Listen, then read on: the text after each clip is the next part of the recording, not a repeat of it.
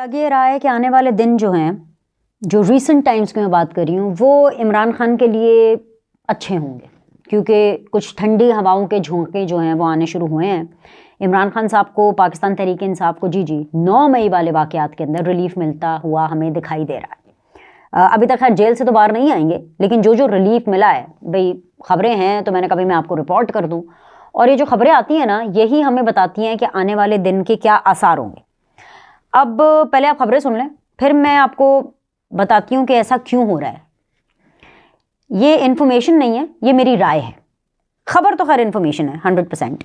जो 100% इन्फॉर्मेशन है जी, वो ये है कि इमरान खान साहब के कोई 7 मुकदमात थे, जिसके ऊपर कल जो है वो लगे हुए थे अदालतों के अंदर, ये इंसदाद दहशतगर्दी की अदालत में। उनमें से जो 4 मुकदमात है ना, उनमें इमरान खान साहब को अबूरी ज़मानत हुई है। लेकिन इमरान खान साहब का मसला ये है ना कि उनके ऊपर सिर्फ ये वाले मुकदमात तो नहीं है ना, उनके ऊपर तो और बहुत से मुकदमात हैं। और खैर एनीवेज वो तो सजाएं याफ्ता हैं, उनको ऑलरेडी 3 सजाएं हो चुकी हैं। तो इसका मतलब नहीं कि अगर यहाँ से रिलीफ मिल रहा है तो वो इमरान खान साहब हाँ जी भाई अब जेल तोड़ के बाहर आ जाएंगे, ऐसा सीन नहीं है। रहेंगे वो अभी जेल में ही, लेकिन जो 9 मई वाले जो मुकदमात, अब देखिए 1 9 मई हो गया है, ये मार्च है और अब तो अगली 9 मई आने वाली है। तो पता नहीं ये क्या इनके मामलात हैं। खैर ये जो 4 मुकदमात में उनकी बुरी ज़मानत मंजूर हो गई है, तो ये एक पहला मेजर रिलीफ हमें 9 मई के वाक़यात में पता चल रहा है। इसके अलावा जो एक और मुकदमा था 9 मई के अंदर, उसके अंदर इंसदाद दहशतगर्दी की अदालत ने 9 मई का मरकज़ी मुल्ज़िम करार दिया इमरान खान साहब को। उन्होंने कहा है कि भैया अदालत से हमारी वीडियो लिंक के ज़रिए इनकी ज़रा पेशी कराएं, हम इसके ऊपर बात करें। सो ये जो 7 में से जो 4 मुकदमात में उनको बुरी ज़मानत मिली है, दैट इज़ जस्ट अ ज़मानत, और ये उनके लिए तो खैर सिंबॉलिक ही होगी। तो ये एक सिंबॉलिक रिलीफ ही है। दूसरी तरफ अगर मैं बात करूं तो जो यास्मीन राशिद साहिबा है, उनके ऊपर भी ज़ाहिरी सी बात है काफ़ी ज़्यादा मुकदमात चल रहे हैं। लेकिन यास्मीन राशिद साहिबा को भी इंसदाद दहशतगर्दी के हवाले से जो उनका एक मुकदमा था, उनके अंदर उनको रिलीफ मिला है। 5 लाख रुपए के मचलकों के एवज़ उनको ज़मानत अबूरी मिली है। और उनके साथ साथ 16 और ऐसे कारकुन हैं पाकिस्तान तहरीक इंसाफ के, जो कि 9 मई में थे, जिनके ऊपर 9 मई के बहुत से केसेस हैं, मुख्तलिफ केसेस में से 1 केस इसमें जो यास्मीन राशिद साहिबा हैं वो, और उनके अलावा जो 16 और जो वर्कर्स हैं उनको भी एक बुरी ज़मानत मिली है, और दैट इज़ 5 लाख रुपए के मचल के जमा करा करके, विच मीन्स कि वहाँ पर भी एक रिलीफ आया। लेकिन क्योंकि यास्मीन राशिद के ऊपर भी और बहुत से मुकदमात हैं, सो ऐसा नहीं है कि अभी ये 5 लाख के मचल के जमा हो जाएंगे और साथ में उनको ज़मानत मिली है तो अब वो बाहर आ जाएंगे और फिर इसका मुकाबला बाहर आके करेंगी। हाँ, अगर जो बाकी दीगर केसेस हैं उनमें भी ज़मानत हो जाती है, फिर वो बाहर आकर के इनका फाइट कर सकती हैं। लेकिन ये एक बहुत बड़ा रिलीफ है। अब ये जो रिलीफ क्यों मिल रहा है, अगेन ये वाली जो बात है, ये खबर नहीं है, ये मेरी एक इन्फॉर्मेशन है कि ये रिलीफ शायद इसलिए मिल रहा है क्योंकि इमरान खान साहब जो धक्के से कोशिश कर रहे हैं ना कि मामला गर्म हो, मामला गर्म हो, मामला गर्म हो, रियासत ये चाह रही है कि थोड़ा सा टेम्परेचर कूल डाउन हो। और इमरान खान साहब को तो वो मुँह नहीं लगा रहे, इमरान खान साहब को कुछ ज़्यादा इंपॉर्टेंस भी नहीं दे रहे। लेकिन हो क्या रहा है, रियासत ने थोड़े थोड़े से ना अपने, वो कहते हैं ना होल्डिंग द हॉर्सेस, कि अभी ये हुकूमत साजी हो रही है, ज़रा स्मूथ सेलिंग होने दें, अभी रमज़ान आगे आ रहा है, अप्रैल के अंदर जो है हमें और पैसे चाहिए IMF से, लाइक मुआहदा सारा करना है। तो मुझे लगता है कि रियासत ने थोड़ा सा अपना एक स्टेप बैक लिया है, और अभी अदालतों के ऊपर उस तरह से प्रेशर भी नहीं है अपनी तरफ से भी, और इस्टेब्लिशमेंट की तरफ से भी, और PTI की तरफ से भी, क्योंकि PTI को भी ज़रा थोड़ा सा जो लोग पार्लियामान में गए उनको वो वाला सुकून मिला है, और कुछ उनके बंदे ज़रा बाहर भी आए हैं ना, ज़मानतें मिली हैं पेशावर हाई कोर्ट से भी उनको, तो वहाँ पे भी ज़रा इस लिहाज से थोड़ा टेम्परेचर डाउन है। तो अभी थोड़ी देर के लिए एक एक कदम पीछे लिया गया। इमरान खान साहब तो कभी भी कदम पीछे नहीं रहेंगे ना, लेकिन इमरान खान साहब तो जेल में है।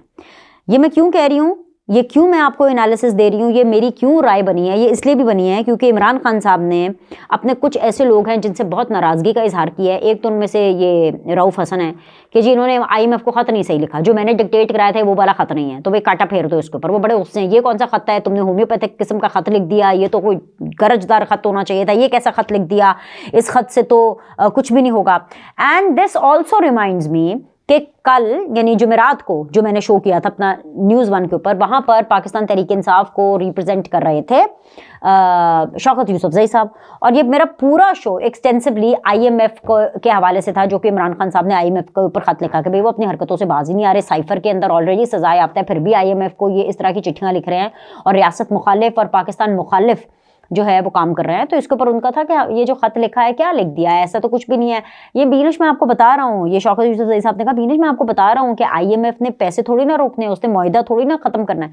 तो वही चीज़ इमरान खान साहब ने अगले रोज़ यानी कल अपने लोगों को गुस्सा करते हुए बताई, जब उनसे जेल के अंदर लोग मिलने के लिए गए, कि उन्होंने कहा कि ये रऊफ हसन ने किस तरह का खत लिखा है, इसके ऊपर तो ये IMF का तो इसके ऊपर कोई असर ही नहीं होएगा और ये इसने सही काम नहीं किया, जो मैंने इसको डिक्टेट किया था खत वो इसने क्यों। एक तो ये चीज़ है। दूसरी चीज़ ये कि जी आमिर डोगर और असद कैसर के ऊपर भी वो बहुत ज़्यादा खफा है। एक तो ये कि जी आमिर डोगर ने बदतमीजी क्यों नहीं की, आमिर डोगर पीपल्स पार्टी और नून लीग के साथ ऐसे क्यों। मैंने आपको बताया था ना अपनी पिछली वीडियो में बताया था कि उन्होंने तकरीर थोड़ी सी ढंग की कर ली, एक उन्होंने थोड़ा सा लाइक एक स्पोर्ट्समैन स्पिरिट का मुजाहरा किया एंड कोई उस तरह से बदतमीजी नहीं की। और आमिर डोगर के बारे में आपको ये भी बता दूं कि ये पिछली दफ़ा भी जब इमरान खान साहब की हुकूमत थी तो ये चीफ रेप थे पार्लियामेंट के, और उस टाइम पे जब ये सबको साथ लेकर के चलने की कोशिश करते थे, थोड़ी सी बेहतर कोशिश जो बाकी PTI के बेंचेस से, तो इमरान खान साहब के पहले बहुत करीब थे, फिर इमरान खान साहब ने भी इनको दूर कर दिया था कि भाई ये तो बड़ी मुफाहमत वाले टाइप की थिंकिंग लेकर के चल रहे हैं। तो अभी असद कैसर साहब के साथ भी उन्होंने आमिर डोगर के हवाले से भी उन्होंने कहा कि भाई इनको क्या ज़रूरत है इतनी पींगे बढ़ाने की, क्या ज़रूरत है, कैसे पार्लियामेंट चलने दे रहे हैं ये खड़े होकर आप तकरीरें करें। दूसरी तरफ जो असद कैसर है उनके साथ भी यही मसला था कि जी आपने पीपल्स पार्टी के साथ और इवन मौलाना वगैरह के साथ भी ठीक है भाई मिलना था व्हाट्सएवर, लेकिन इतना कॉर्डियल इतनी अच्छे तरीके से मिलने की क्या ज़रूरत थी। तो उनके साथ भी जो है उन्होंने सख्त नाराज़गी का इजहार किया। अब जब मैं इन खबरों को देखती हूँ तो आपको इससे ये अंडरस्टैंडिंग मिलती है कि वो पाकिस्तान तहरीक इंसाफ जो नेशनल असेंबली में आई है, मेजॉरिटी जैसे कि गौहर खान साहब, उनकी वो तूफान बदतमीज़ी नहीं है जो कि इमरान खान की है। इसके अलावा अगर आप आमिर डोगर को देखें, अगर आप असद कैसर को देखें, यानी कि कुछ ऐसे लोग हैं जो कि उस लेवल की तूफान बदतमीज़ी नहीं करते, ठीक है। जैसे अगर आप अली मोहम्मद खान की बात करें, वो उस लेवल की तूफान बदतमीज़ी नहीं करते। हाँ, लेकिन अगर आप दूसरी तरफ देखें, ये शेर अफजल मरवत साहब को देखें, वो ये जो CM है खैबर पख्तूनख्वा के, ये जो अली अमीन गंडापुर साहब, ये तो मतलब एक अलग मेराज पर फाइज है ना। तो जो ऐसे लोग हैं जो पार्लियामेंट में, वो इमरान खान साहब जो है ना उनको ज़रा हिला जुला रहे हैं कि अपने अंदर वो आग पैदा करो, ताकि वो आग जो है वो पार्लियामेंट में जो है वो आए। और आप ये जो कर रहे हैं ना, ये बजी सब अच्छा कूल, हाँ जी, ये होम्योपैथिक किस्म की तकरीरें और होम्योपैथिक किस्म के ख़त और होम्योपैथिक किस्म की जो है बड़कें और होम्योपैथिक किस्म के जो आप एहतजाज करें, और होम्योपैथिक का मतलब है कि जिसका ना कोई फ़ायदा ना कोई नुकसान, ये आप ना करें। तो अगर आप इन चीज़ों को देखें तो इमरान खान साहब जो है ना इस वजह से कुछ लोगों से नाराज़ भी हैं, और इसी चीज़ को मद्देनज़र रखते हुए थोड़ी देर के लिए रियासत ने होल्ड योर हॉर्सेस वाली चीज़ की है, ताकि एक थोड़ा सा माहौल ज़रा स्टेबलाइज हो। उसके बाद ज़रा ये रमज़ान भी गुजर जाए, या IMF के साथ ये मामलात भी हो जाए हैं, तो फिर उसके बाद देखते हैं कि क्या करना है। एंड नॉट टू फॉरगेट कि मार्च के अंदर सेनेट के इंतखाबात भी हैं, और आज क्या तारीख है, आज 2 मार्च हो चुकी है, तो चंद दिनों में सेनेट के इंतखाबात भी हैं। सो रियासत and the parliament and the parliamentarians ये सब उस तरफ ज़्यादा मसरूफ़ हैं। इमरान खान साहब तो वेले हैं ना जेल में, उन्होंने क्या करना है, उठना है, खाना है, एक्सरसाइज करनी है, सोना है, फिर उठना है, खाना, एक्सरसाइज करनी है, सोना, और ये प्लानिंग करनी है कि लोगों को जो है वो तंग कैसे करना है, पाकिस्तान की जो पार्लियामेंट है उसके अंदर रखना कैसे अड़ाना है। तो वो एक अलग टेंजेंट पे हैं, और उनके जो लोग जो पार्लियामेंट में हैं वो एक अलग टेंजेंट पे। तो ये चीज़ थी। दूसरी चीज़ जी, अचकज़ई साहब की वापसी हुई है और उनकी चर्चे भी बहुत हुए हैं। मतलब मैं ये कहूँ कि अगर जो अचकज़ई साहब हैं वो नेशनल असेंबली की सेंसेशन थे कल पूरा दिन, तो कुछ गलत नहीं होगा। उसकी वजह यह है क्योंकि महमूद खान अचकज़ई लास्ट टाइम जो थे वो पार्लियामेंट में नहीं थे, मौलाना साहब भी नहीं थे पार्लियामेंट में, और अचकज़ई साहब जो हैं वो हमेशा एक anti establishment and very very pro democratic stance रखते हैं। और जब भी वो पार्लियामेंट में हैं और जब भी उनको तकरीर का मौका मिलता है, उनकी तकरीर जो है वो बड़ी हार्ड हिटिंग होती है। और मैं ये समझती हूँ कि इस तरह के लोग भी पार्लियामेंट में होने चाहिए। पार्लियामेंट के अंदर एक थाली है, उसके अंदर हर फ्लेवर होना चाहिए। एंड महमूद खान अचकज़ई को तो एक तो खैर मैं खुशामदीद भी कहूँगी, he is back to the parliament. और आते ही उन्होंने अपना खड़ाक दिखाया, वही टोन, वही लहजा, और उन्होंने जो बातें की हैं वो बड़ी धमाकेदार थी। उन्होंने तो सीधा सीधा चढ़ाई की है इस्टेब्लिशमेंट पे।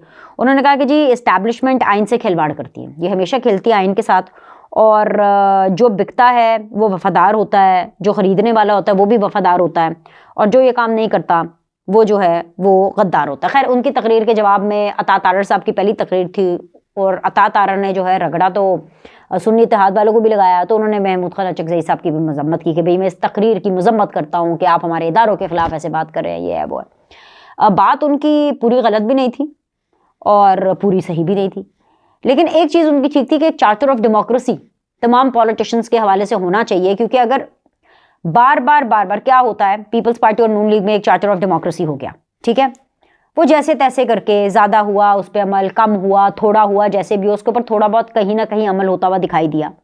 लेकिन फिर क्या हुआ कि एक तीसरी पार्टी आई जो कि इमरान खान थी, पीटीआई थी, उन्होंने फिर इस्टेब्लिशमेंट की तरफ देखना शुरू कर दिया और उन्होंने आसान रास्ता चुना कि वो सारा मेरे लिए काम कर ले, बाजवा साहब और फैज साहब मेरे लिए काम कर ले, मैं हुकूमत में आ जाऊंगा। तो उससे फिर क्या हुआ कि चार्टर ऑफ डेमोक्रेसी की डिरेलमेंट हो गई, क्योंकि इन दोनों पार्टीज़ ने तो अपनी लड़ाइयाँ ख़त्म करके पार्लियामेंट को चलाने का एक फार्मूला तय कर लिया था।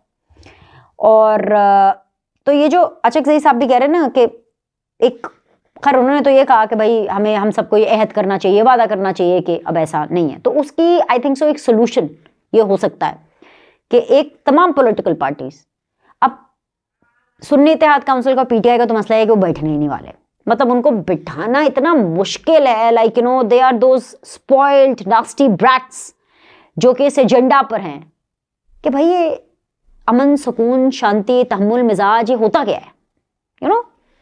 लेकिन एनीवेज किसी ना किसी तरह उनको भी शामिल करके सारे पॉलिटिशियंस बैठ करके एक चार्टर ऑफ डेमोक्रेसी करें, और उस चार्टर ऑफ डेमोक्रेसी में ये तय करें कि ये सारे फैसले अपने खुद करेंगे, चाहे जुडिशरी हो या चाहे इस्टेब्लिशमेंट हो, ये दोनों उनके बिहाफ पे या पार्लियामेंट के फैसले नहीं करेंगे और इंटरफेयर नहीं करेंगे। देखें, हमें जुडिशरी की भी ज़रूरत है और हमें ज़ाबिता एजेंसियों की भी ज़रूरत है, हमें फ़ौज की भी ज़रूरत है, हम ये तो नहीं कर सकते कि भाई कौन है, लाइक यू नो सो।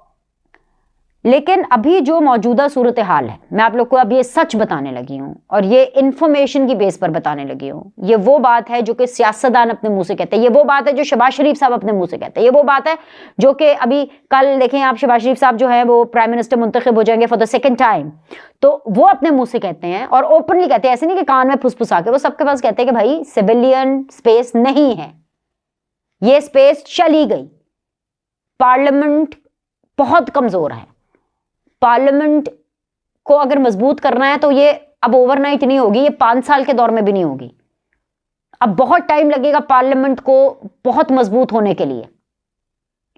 तो ये बातें अब वो कर रहे हैं, तो अभी सिविलियन स्पेस नहीं है, अब वो स्पेस कैसी बनाई जाएगी उसका पहला कदम ये है। तो बेसिकली इसीलिए मैं कह रही हूँ अचकज़ई साहब की तकरीर बहुत अच्छी थी, लेकिन उनकी सारी बातें ठीक नहीं थी और सारी बातें गलत भी नहीं थी। वो एक होता है ना, इतने सालों से आप ये सब कुछ देख रहे होते हैं, इतने सालों से आप ऐसी तकरीरें कर रहे होते हैं और बीच में एक करवाहट आ जाती है कि यार अभी भी नहीं, कि अभी भी नहीं, अभी भी नहीं। तो खैर ये था, तो आते ही वो सेंसेशन बन गए और फिर अता ने जो है उनके ऊपर वो किया। बाय द वे अता तारर को बहुत बहुत मुबारकबाद, वो यंग फेस हैं PMLN का और बड़ा अच्छा इलेक्शन कंटेस्ट करके जो है वो पार्लियामेंट में आए हैं। तो खैर अता तारर साहब से याद आया कि मैं अब आपको वो ज़रा बता दूं कि काबीना जो है वो क्या होने वाली है। शहबाज शरीफ साहब तो प्राइम मिनिस्टर होंगे ऑफ कोर्स। एक वजारत जो है अभी तक MQM को दी जा रही है, वैसे MQM के साथ भी एक रिटर्न मुआहदा हो चुका है। अभी तक की इतलात के मुताबिक एक वजारत जो है आई think so ports and shipping की, वो MQM को दी जाएगी। हाउसिंग की जो वजारत है वो मौलाना साहब को दी जाएगी। इसके तो ये दोनों काबीना में आ गए। इसके अलावा जो मैं आपको बता रही हूँ कि एक वजारत काफली को भी दी जाएगी। इसके अलावा ये 3 हो गई। इसहाक डार साहब जो हैं वो फौरी तौर पर फाइनेंस मिनिस्टर नहीं बनेंगे, ये ख़बर भी है। और अगर मैं ये कहूँ कि ये ख़बर डार साहब ने इशारों के नारों में दे दी है तो कुछ गलत नहीं होगा, क्योंकि डार साहब ने जब उनसे ये पूछा गया कि जी फाइनेंस का क्या करना है या इकोनॉमी का क्या करना है, तो उन्होंने कहा हम सब मिलकर इसको चलाएंगे। तो जो खबरें आ रही हैं, जो इन्फॉर्मेशन आ रही है, ये मैं आपको बता देती हूँ कि इसहाक डार साहब हो सकता है ये IMF के साथ मुआहदा हो जाए तो उसके बाद फाइनेंस मिनिस्ट्री ले ले। अभी जो शमशाद बेगम साहिबा हैं जो कि अभी लोग आफ्टर करिए फाइनेंस को, अभी वही इसको कंटिन्यू करेंगी, ठीक है। तो दूसरी तरफ हमजा शहबाज जो हैं उनको political secretary to the prime minister बनाया जाएगा। यानी हमज़ा शहबाज जो कि पहले काम पार्टी के लिए करते थे, कि वो पार्टी के पहले चीफ ऑर्गेनाइज़र थे एंड पार्टी को जो है वो हर चीज़ ऑर्गेनाइज़ करके देते थे। और ख़ास तौर पे पंजाब के अंदर, क्योंकि मैंने इनकी वर्किंग देखी है, जब शहबाज शरीफ साहब जो हैं ये चीफ मिनिस्टर थे पंजाब में, और मेरे करियर के बहुत अर्ली डेज़ थे, तब हम नए नए सहाफ़त में आए थे। तो इवन जब शहबाज शरीफ साहब जब असेंबली आते थे तो सबसे पहले हमज़ा शहबाज उनको अपडेट करते थे। तो बेसिकली सारी वर्किंग हमज़ा शहबाज की होती थी। अब वही काम हमज़ा शहबाज साहब जो हैं वो पार्लियामेंट में यानी नेशनल असेंबली में करने वाले हैं। So he is going to be the political secretary to Shahbaz Sharif साहब, और उनकी हर चीज़ों को ऑर्गेनाइज भी करेंगे, और इस तरह से वो प्राइम मिनिस्टर के साथ साथ जो है वो काम भी करेंगे, एक्सपीरियंस भी गेन करेंगे एज ए प्राइम मिनिस्टर, और प्लस उनका ये जो पॉलिटिकल सेक्रेटरी होने का जो उनका एक तजुर्बा है। बेशक पंजाब के अंदर उनके पास एक डेजिग्नेशन कभी भी नहीं रही, जब शहबाज शरीफ साहब जब चीफ मिनिस्टर भी थे तो तब भी उनके पास कुछ इस तरह की डेजिग्नेशन नहीं थी, लेकिन हमज़ा शहबाज को एक भारी जिम्मेदारी दी जाएगी which is just next to the prime minister Shahbaz Sharif साहब। इसके अलावा अता तारर साहब जो हैं वो इंफॉर्मेशन मिनिस्टर बनेंगे, और वैसे तो खैर मैं ये समझती हूँ कि वो वज़ीर दाखिला भी बहुत अच्छे साबित हो सकते हैं, लेकिन उनका नाम एज एन इंफॉर्मेशन मिनिस्टर आ रहा है, और मुझे लगता है कि वो as an information minister at least Maryam Aurangzeb से बहुत अच्छा काम करेंगे, ये मैं सिर्फ तवक्को कर सकती हूँ। और खैर एनीवेज़ इनका नाम भी आ रहा है, तारर साहब का, ये इंफॉर्मेशन मिनिस्टर होंगे। ख्वाजा आसिफ साहब जो है वो फॉरेन मिनिस्ट्री के लिए जो है काफ़ी आई थिंक सो कोशिश करें। कोशिश का तो खैर लफ्ज़ ठीक नहीं होगा, क्योंकि ख्वाजा आसिफ साहब की तो काफ़ी चल रही है, काफ़ी चलती है उनकी, but he is a good candidate for foreign minister. ये मेरी राय नहीं है, ये खबर है जो कि मैं आ रही हूँ कि शायद उनको फॉरेन मिनिस्ट्री जो है वो ऑफ़र की जाए। इससे पहले वो डिफेंस मिनिस्टर भी रहे हैं, और इससे पहले फॉरेन मिनिस्टर भी उनको बनने का इत्तेफाक हुआ है, तो मेरे ख्याल से फॉरेन मिनिस्ट्री उनको करी जाएगी। एहसन इकबाल साहब को अगेन प्लानिंग वाली, वो जो जिसके ऊपर वो पहले थे, तो एहसन इकबाल साहब अगेन उसी वाली मिनिस्ट्री को जो है वो कंटिन्यू करेंगे। सो ये अभी तक का जो ब्रेकअप आया है फॉर द कैबिनेट वो हमारे सामने आया है, लेकिन ये जो पहली इनिशियल कैबिनेट अनाउंस की जाएगी, मैं आपको ये भी बता रही हूँ कि वो कम तादाद में होगी, एक छोटी कैबिनेट होगी, और फिर उसके बाद आहिस्ता आहिस्ता उसको मज़ीद इंक्रीज़ किया जाएगा। येस, ये खबरें भी आ रही हैं कि राना सनाउल्लाह साहब को सेनेट के अंदर जो है कंसिडर करके, और उनको जो है वो इंटीरियर मिनिस्ट्री जो है वो दी जाएगी once he is nominated as the senator. So आपको पता है कि अभी प्राइम मिनिस्टर साहब जब ओथ रहेंगे तो उसके बाद वो फौरी तौर पर एक छोटी काबीना करेंगे, जिनके बारे में मैंने आपको ये बताया है 4-5 लोगों के नाम। तो जो बाकी जो फिर एक्सटेंशन उसमें करेंगे वो आफ्टर द सेनेट करेंगे, और फिर फर्दर उसमें एक्सटेंशन होगी जब पाकिस्तान पीपल्स पार्टी को ऑन बोर्ड लिया जाएगा। सो वो I think so close to the budget scene होगी। और बस अभी के लिए इतना ही। तो मेरे ख्याल से काफ़ी मैंने आपको एक्सक्लूसिव चीज़ें बता दी हैं। लाइक करें, सब्सक्राइब करें, फीडबैक ज़रूर दीजिएगा। अल्लाह हाफ़िज़।